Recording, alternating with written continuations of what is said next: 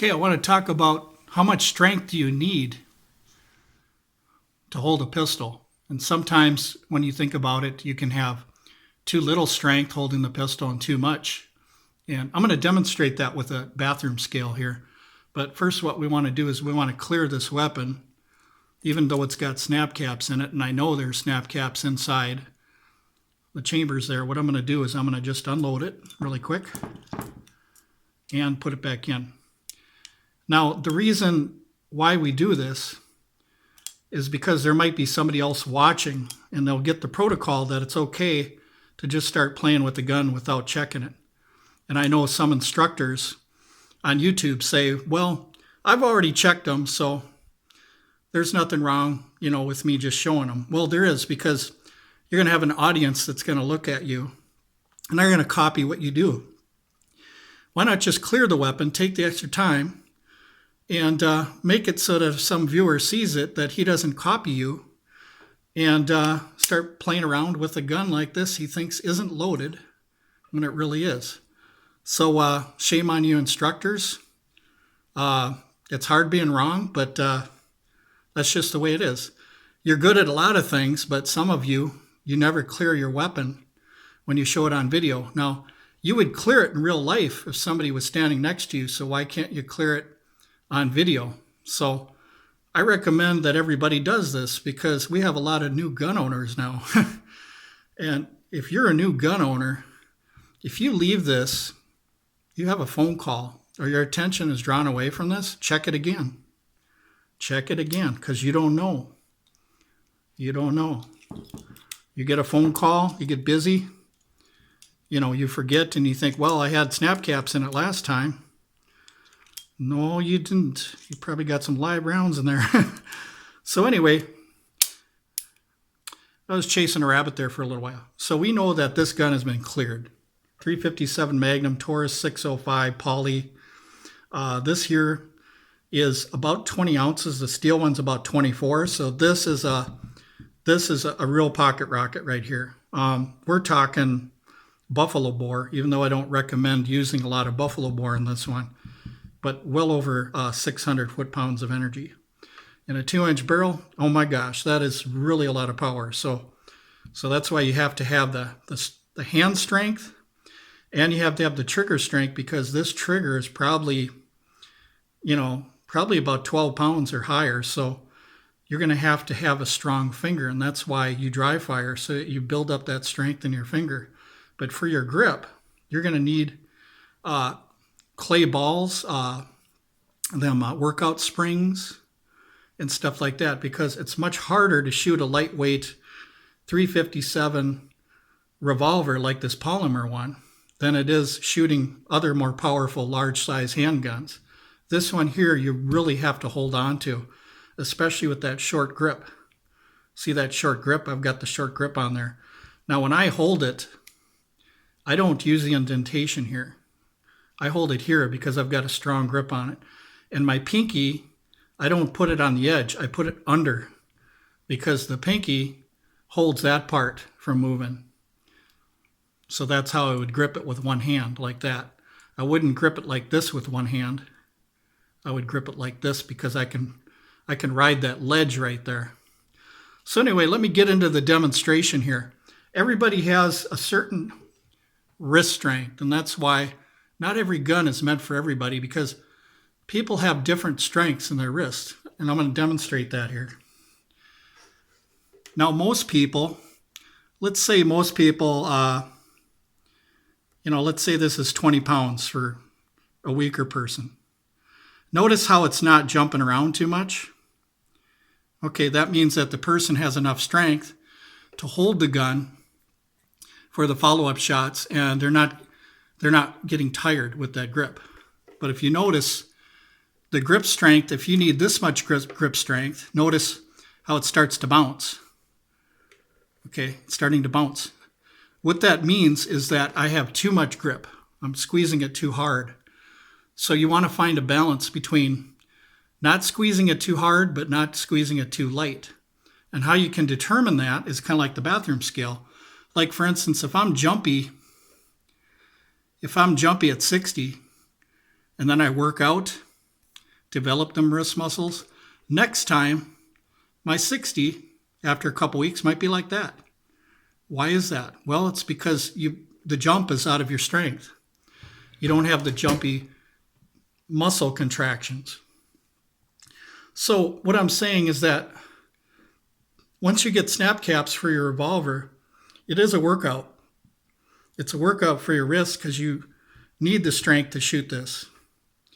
And it's a workout for your finger because when you're pulling the trigger on this, since it's heavy weight, your finger does get tired after practicing a while. And that's just because it's just like lifting weights. You need to build strength. And the whole objective is to hold your sights on target and pull the trigger without moving the sights. And I've gotten better at it. Before I used to be kind of like that, you know. But getting a good grip and stuff, especially on this Taurus, a stronger grip, you can manage it. You can get better. And the way you tell how you get better is at about 3 yards, what you want to do, close range, is you want to place the sights on a dot or something like a black dot and just fire 3 rounds at each black dot. And you want to look at the group size. When your grip improves and your pull through on your trigger improves, the groups will shrink. So the groups are actually a judge that can tell you how you're shooting a firearm, because the groups tell you if the front sights are moving when you are before you pull the trigger or after you pull the trigger. So that means you're not having a good firm grip through the follow-up shots either. So you're going like this, but then you loosen your hands, and then the next shot you throw it. So you want to have the same grip every time without moving your hands. So the groupings will tell you how you're shooting this. The first time you shoot this, your groups will be wide, especially women and other people that aren't used to a full power 357 Magnum. You're going to throw some of your shots when you start because you're not used to it. But eventually what happens is your groups shrink and you get much better. And that's why you need to treat it like a gym. You're going to work out your finger. You're going to work out your grip. You're going to work out your target acquisition, which is the mental workout, where you make sure you line up your sights. Pull the trigger without moving the sights on each target, if you can. And you can see my finger was getting a little bit tired there just doing them few. And that's why you need to keep it up and keep pulling the trigger and keep gripping the handgun. And the good thing about revolvers, you got the snap caps. You don't have to worry about a reset or anything. You just pull the trigger and you're good to go. But anyway, I hope that helped you guys with grip strength because nobody's ever talked about that. How tight does my grip need to be? Well, we can tell by the bathroom scale that if you squeeze too tight, your grip is going to bounce. It's going to have shakiness in it. But if you grip too little, you're not going to be able to hold on to the gun. So when you hear things about Rob Latham saying, grip it and rip it, what he's talking about is having good strength on that gun, gripping it hard enough so that you can shoot it well. And the thing that I'm discussing today is just exactly how much grip do you need? And the answer to that is you need as strong a grip as you can possibly have. And you can demonstrate it if it's good or bad by the shot groups. So if I grip extra hard on this revolver and I do shot groups and I'm throwing my shots, then I need to lighten up on the grip a little bit. But if my grip is too loose and I'm throwing shots, then I need to tighten a little bit. So that's what I'm saying is there's a balance. There's too much grip and too little grip. You want to have enough so that there's no bounce in the muscles so that you can shoot it properly. So anyway, hope you guys enjoyed the video. But anyway, always make sure with revolvers or anything that you unload it and clear the weapon before showing people. Semi-autos, you want to drop the magazine first and lock the slide to the rear. You want to check the mag well and the chamber physically and visually. Because if we don't have proper etiquette, then a new person is going to watch a YouTube video and he's going to see my revolver and what I've done. And he's going to know, hey, I need to check that revolver before I play around with it, right? Exactly. And even talking to you guys, I was distracted by making this video. So once again, I'm going to start over because after this video, I'm going to practice my dry fire. So here I am. I'm clearing the weapon once again. And there's nothing wrong with that. You know what I mean? So, and that's the thing is, the leftist, liberal, anti-gun people, what they do is they use accidental discharges against us as far as the data, proving that guns are dangerous, And granted, they are, but the thing is that if we're Second Amendment guys and we're trainers and we're knowledgeable in the firearms industry, we need to make sure that we clear that weapon. Online or offline, it doesn't matter. In front of a crowd, they're watching you.